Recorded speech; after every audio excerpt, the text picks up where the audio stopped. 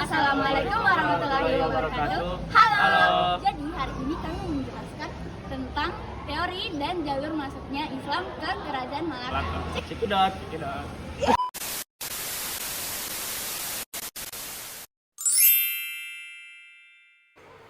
Teori Gujarat dalam konteks Kerajaan Malaka merujuk pada teori yang mengaitkan asal-usul penduduk Malaka dengan Gujarat, India. Teori ini menyatakan bahwa sebagian besar penduduk Malaka berasal dari Gujarat dan mereka membawa pengaruh Gujarat yang kuat dalam bahasa, budaya, agama ke Malaka. Teori ini didukung oleh fakta sejarah bahwa pada abad ke-15, Gujarat adalah pusat perdagangan penting di India. Dan banyak pedagang Gujarat yang melakukan perjalanan ke wilayah Asia Tenggara, termasuk Malaka, untuk melakukan perdagangan. Selain itu, banyak bangunan dan artefak yang ditemukan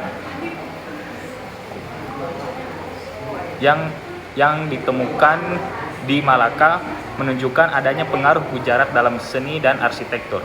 Namun, teori ini juga diperdebatkan oleh sebagian sejarawan karena ada bukti bahwa penduduk asli Malaka berasal dari campuran etnis Melayu, Cina, dan India.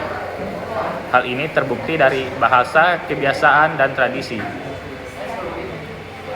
yang berbeda dengan yang ditemukan di Gujarat. Sebagaimana banyak teori sejarah Indonesia dari Gujarat dalam konteks Kerajaan Malaka juga memiliki kekurangan dan kontroversi, namun tetap menjadi perdebatan dan penelitian di antara para sejarawan.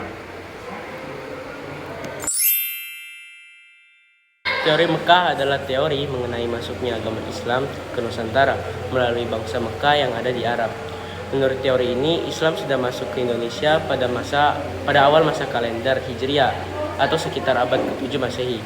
Teori ini menguatkan teori sebelumnya, yakni teori Arab yang mengatakan bahwa Islam dibawa oleh pedagang Arab. Teori Iran pada Kerajaan Malaka adalah teori yang menyatakan bahwa Islam masuk ke Nusantara melalui jalur perdagangan yang dilakukan oleh pedagang-pedagang Iran. Namun teori ini masih menjadi perdebatan di kalangan sejarawan karena masih belum jelas asal-usulnya. Kota Pelabuhan Malaka memberikan kesempatan kepada para pedagang asing untuk membuka perwakilan dagang mereka masing-masing di Kota Malaka. Selain menjalankan dagang untuk memperoleh keuntungan, pihak asing juga bisa mengenal dari dekat cara hidup masyarakat Islam di Malaka.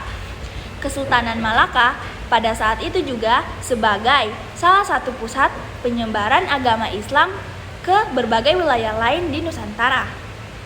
Pelabuhan Malaka berfungsi sebagai pusat transaksi antar company datang dari lingkungan lokal hingga internasional, baik dari wilayah Aceh, Filipina, Maluku, Jawa, Cina, hingga berasal dari daratan Eropa.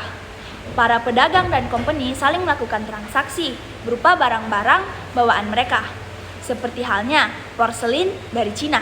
Sedangkan dari saudara Nusantara menjual rempah-rempah kepada para pedagang luar negeri yang berkunjung ke Pelabuhan Malaka.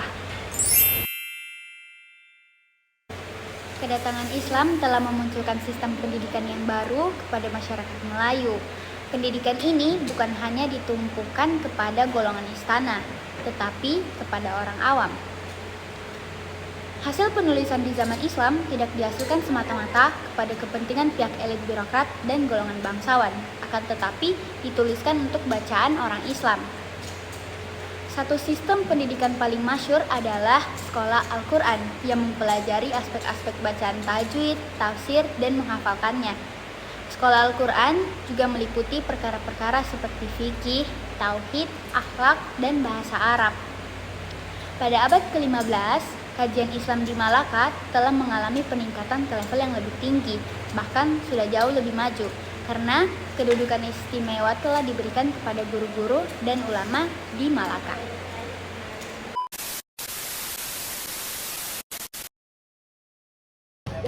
Nah, sekiranya itu saja yang dapat kami jelaskan. Kurang lebihnya kami mohon maaf. Wassalamualaikum Assalamualaikum warahmatullahi wabarakatuh. Dadah!